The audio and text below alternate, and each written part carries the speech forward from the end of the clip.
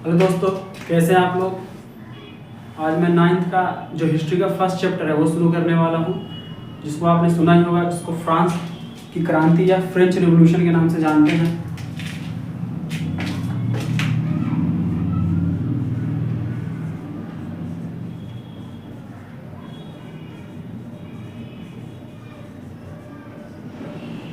French revolution पढ़ने से पहले हम लोग उसका एक बेसिक स्ट्रक्चर पढ़ेंगे, ठीक है। बेसिक स्ट्रक्चर, क्योंकि बेसिक स्ट्रक्चर पढ़ेंगे तभी जाके आगे का जो क्या क्या क्रांति हुआ, लोगों ने कैसे मोनार्की को हटाकर वहाँ पे रिपब्लिक स्थापित किया, वो समझ में आएगा।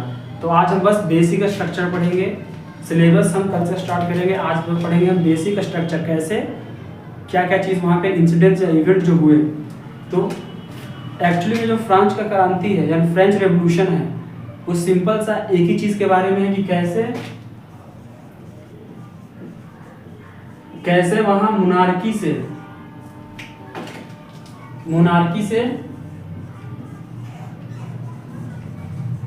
रिपब्लिक एस्टैब्लिश हुआ, ठीक है। बस इसी के बारे में जानना है। तो इसी का आज बेसिक स्ट्रक्चर हम पढ़ेंगे।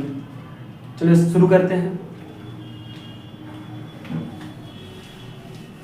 देखिए, एक डेट है, उस डेट के इर्द गिर्द ही हमको देखना है, सिर्फ बेसिक स्ट्रक्चर के बारे में। उसके बाद में जो कहानी है वो तो हम पढ़ेंगे आगे। वो डेट है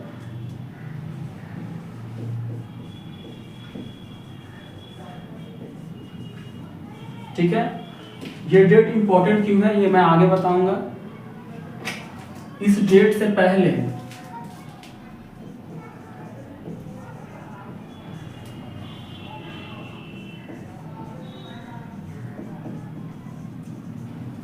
और इस डेट के बाद यानी आफ्टर,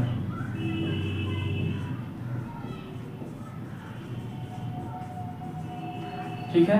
पहले इस डेट से पहले क्या हुआ, ये डेट क्यों इंपॉर्टेंट है अभी डिस्कस करूंगा मैं। ये डेट इतना इंपॉर्टेंट क्यों है और इस डेट से पहले हमको क्या जानना है, इस डेट के बाद में क्या जानना है, इतना पढ़ लेंगे तो फ्रांस की क्रांति के बारे में पता चल जाएगा। तो पहले इस डेट के पहले हम लोग को क्या जानना पड़ेगा, इवेंट्स एंड इंसिडेंट्स, ठीक है।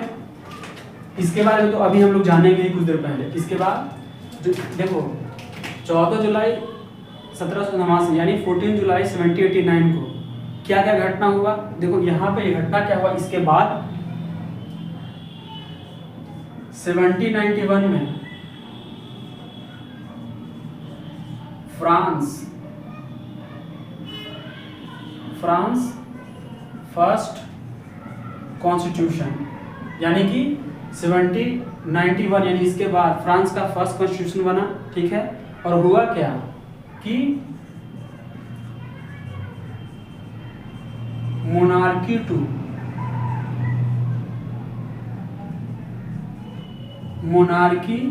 कॉन्स्टिट्यूशन देखने को मिला। फिर उसके बाद क्या हुआ, मोनार्की कॉन्स्टिट्यूशन से क्या देखने को मिला हमको, वहाँ रिपब्लिक देखने को मिला।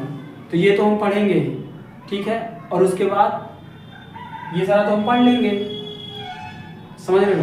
लेकिन ये इम्पोर्टेंट, ये जो डेट है इतना इम्पोर्टेंट क्यों है, इससे पहले वाला भी डिस्कस करेंगे हम। लेकिन ये समझ में आया कि इसके बाद क्या हुआ, फ्रांस 1791 में क्या हुआ, फ्रांस में फर्स्ट कॉन्स्टिट्यूशन एस्टैब्लिश हुआ। मोनार्की कॉन्स्टिट्यूशन बना, फिर मोनार्की कॉन्स्टिट्यूशन से वहाँ रिपब्लिक बना। ये बात समझ में आई, ठीक है। अब देखते हैं कि ये डेट इतना इंपॉर्टेंट क्यों है। इसके बाद पहले हम जाएंगे ये डेट इंपॉर्टेंट क्यों है। हुआ क्या कि इस डेट को यानी ऑन 14 जुलाई 1789 को हुआ क्या कि टाउन हॉल के बाहर यानी राजमहल, जो फ्रांस के जहां राजा रहते थे उसके बाहर लगभग 7,000 लोग क्या हो गए, इकट्ठे हो गए, ठीक है।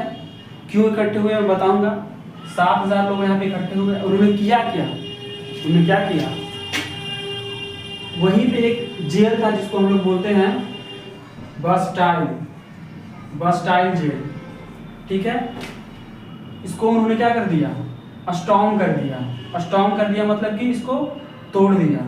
और तोड़ने के बाद अच्छा ये इसको तोड़ा क्यों, क्योंकि यहाँ पे बास्टाइल के जेल में क्या था, आर्म्स एंड एम्यूनेशन था। क्या था, आर्म्स एंड एम्यूनेशन, ठीक है। और क्या किया उन लोगों ने, लगभग 7 जो प्रिजनर थे, 7 प्रिजनर थे, उनको रिलीज कर दिया।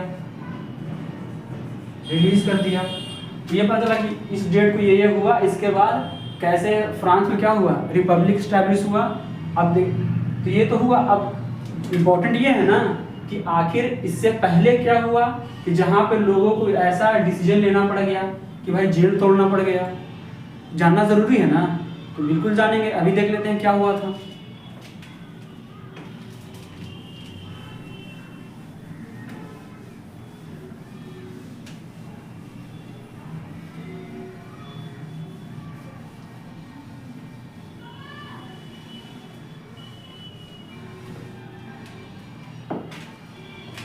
तो ठीक है, जानना ज़रूरी है कि इस सिनेरियो में क्या हुआ था कि यहाँ पे लोगों को बास्टाइल का जेल को तोड़ना पड़ा और आर्म्स एंड एमुलेशन के चलते, या फिर कैदियों को आज़ाद कर दिया। क्यों किया, जानना ज़रूरी है। देखो फ्रांस का इस टाइम पे राजा था जिसका नाम था लुइस द 16, ठीक है। ये बर्बन फैमिली से बिलोंग करता था।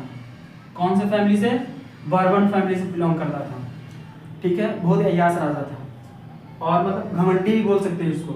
और इसकी रानी थी, इसका नाम था मैरी एंटोनेट। ये कहाँ से बिलोंग करती थी, ऑस्ट्रिया से।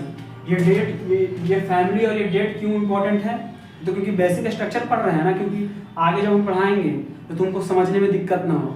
तो इनकी जो क्वीन थी मैरी एंटोनेट, ये ऑस्ट्रिया से बिलोंग करती थी। हुआ क्या कि फ्रांस जो था वो 3 कैटेगरी में डिवाइडेड था, ठीक है। 3 कैटेगरी। बीच में थोड़ा गड़बड़ हो गया था, हमको लगा कि रिकॉर्ड हो रहा है लेकिन मोबाइल बंद हो गया था। चलिए दोबारा शुरू करते हैं।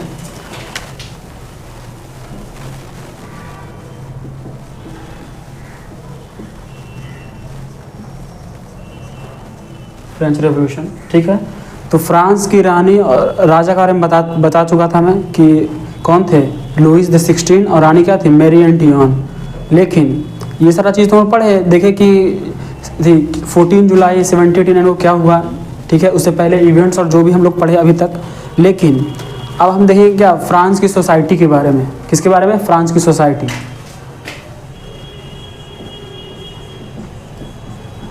सोसाइटी ऑफ फ्रांस, ठीक है। फ्रांस की सोसाइटी को समझने के लिए नॉर्मल एक क्या बोलते हैं, नॉर्मल एक चार्ट के मदद से हम समझेंगे, ठीक है।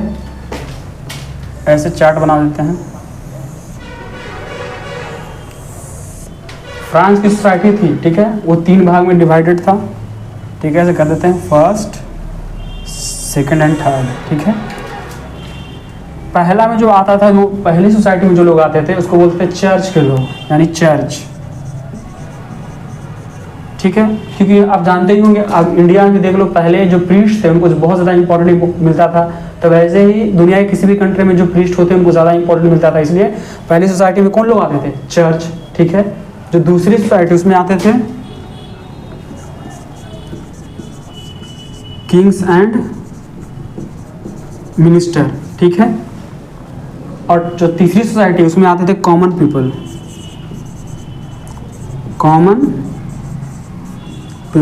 ठीक है। कॉमन पीपल आते थे। जो चर्च के लोग हैं इन्हीं को क्या बोलते थे, क्लर्गी बोलते थे। और किंग एंड मिनिस्टर को बोलते थे नोबल बोल सकते हो या नोबिलिटीज बोल सकते हो,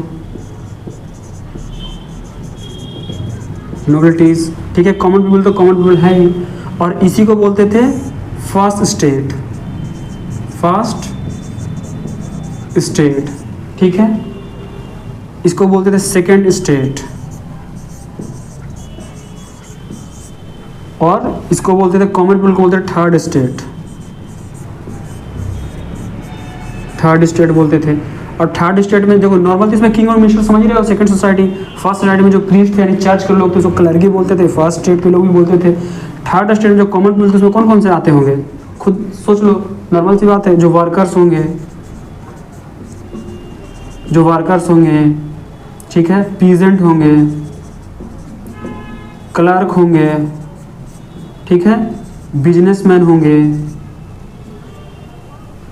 और कौन से, फार्मर होंगे, ठीक है। तीन भाग में डिवाइडेड सोसाइटी, यानी जो पहला स्टेट के लोग थे उसमें चर्च के लोग आते थे, उसी को क्लर्की बोलते हैं, ठीक है, उसी को फर्स्ट स्टेट बोलते हैं। जो सेकंड सोसाइटी है उसको क्या बोलते थे, किंग्स एंड मिनिस्टर, उसी को नोबल या नोबिलिटीज बोलते हैं, उसी को सेकंड स्टेट बोलते हैं। थर्ड स्टेट में कॉमन पीपल आते थे, ठीक है, इसको थर्ड स्टेट बोलते हैं, जैसे कि worker, peasant, clerk, businessman, farmer. यहाँ तक ठीक है, हम जान रहे हैं, हमको जानना ये सारा चीज़ इसलिए बता रहे हैं कि क्योंकि बेसिक स्ट्रक्चर जान रहे हैं हम, और हमको जानना ये है कि 1789 यानी कि 14 जुलाई 1789 को क्या हुआ, उसके पहले का हम स्ट्रक्चर देख रहे हैं। क्योंकि स्ट्रक्चर समझ, किसी भी चीज़ का स्ट्रक्चर समझोगे तो फिर स्टोरी समझने में भी आसानी होता है कि रिलेट कर पाओगे डेट से कि अच्छा यहाँ पे ऐसे हुआ था तो ये वाला इंसिडेंट इसलिए हुआ है, ठीक है। ये जो फर्स्ट स्टेट और सेकेंड स्टेट के जो थे लोग, उन लोगों के पास जो लैंड था यानी ज़मीन वो 60% था, ठीक है। जो थर्ड स्टेट के लोग हैं इनके पास जो लैंड था 40% था। अब तुम सोच रहे हो कि अच्छा ठीक तो है कि ये दोनों ज़्यादा हैं तो उन लोगों के पास 60% लैंड है, ये कम है तो उनके पास 40% लैंड, लेकिन ऐसा नहीं था, ठीक है ना। जो ये क्लर्गी यानी कि फर्स्ट स्टेट और सेकंड स्टेट, ठीक है, यानी कि क्लर्गी और नोबिलिटीज़, उन लोगों की जो पॉपुलेशन थी, पॉपुलेशन था वो 10% था, ठीक है। और इन लोगों का जो पॉपुलेशन था थर्ड स्टेट वालों का वो 90% था, ठीक है, समझ रहे हो। यहाँ तक भी ठीक है, लेकिन यहाँ पे एक झोल है बाबा। जो ये दोनों लोग हैं, ठीक है, फर्स्ट स्टेट और सेकंड स्टेट के लोग, ये लोग टैक्स ही नहीं देते थे, नो टैक्स। सारा टैक्स जो था वो थर्ड स्टेट के लोग यानी कॉमन पीपल से वो लोग वसूलते थे, ऑल टैक्स। अब समझ में आया कहीं भी क्रांति क्यों होता है, उसके पीछे उसका एक बेसिक रीज़न होता है जिसको जानना होता है, ठीक है। ये समझ में आया। First state, second state, third state, first state के लोग को क्या बोलते हैं, चर्च वाले लोग या क्लर्की। सेकंड स्टेट के लोग क्या बोलते हैं, किंग्स या मिनिस्टर, या फिर उसको नोबिलिटीज ही बोलते हैं। थर्ड स्टेट में कॉमन पीपल, ठीक है। इन लोगों के पास कितना था ज़मीन, 60%, और थर्ड स्टेट लोगों के पास 40%। ये जो दोनों है यानी फर्स्ट स्टेट सेकंड स्टेट जो पॉपुलेशन था वो कितना था, 10%। लेकिन जो थर्ड स्टेट लोग थे उनका पॉपुलेशन कितना था, 90%।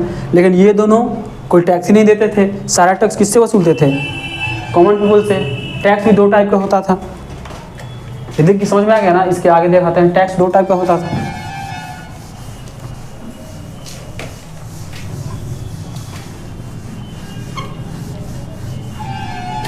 टैक्स 2 टाइप का होता था,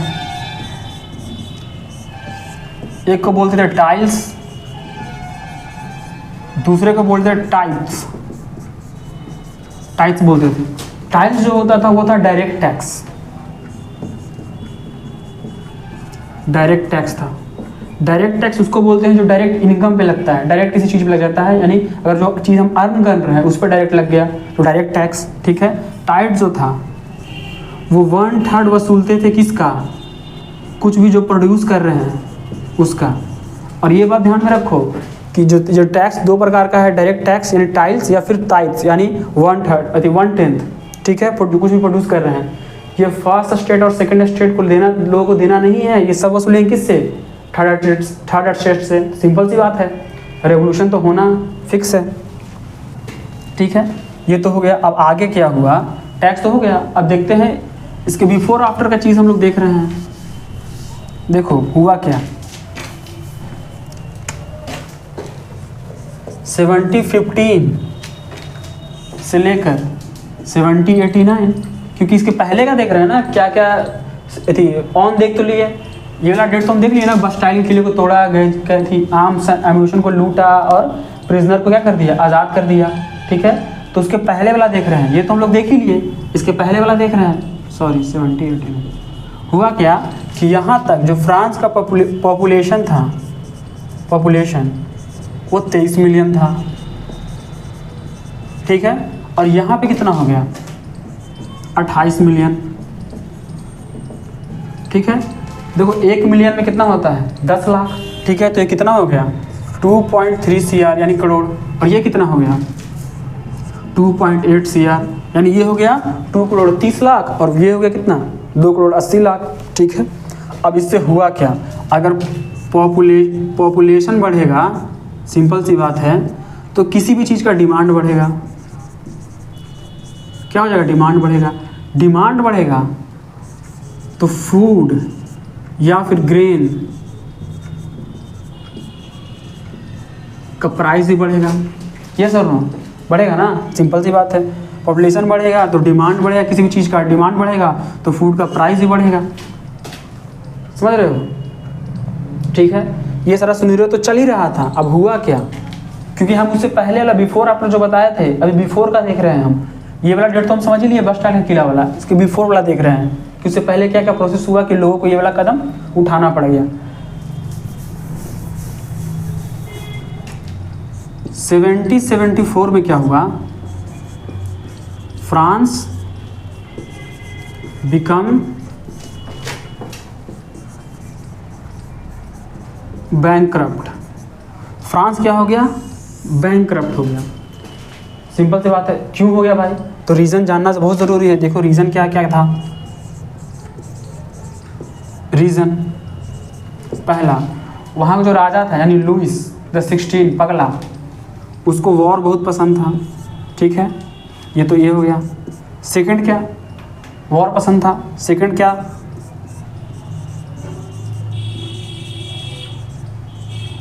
मेंटेनेंस ऑफ पैलेस वर्साइल।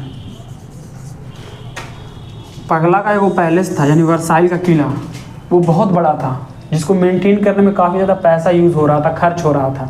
ठीक है, और सो वसूल रहा था किससे, वो खर्च वसूल, उसको खुद तो देना ही नहीं था टैक्स, सारा खर्च वसूल रहा था कॉमन पीपल यानी थर्ड स्टेट से। ठीक है,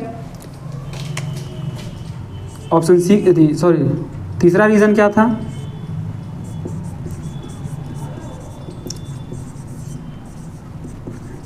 हेल्पिंग अमेरिका टू गेट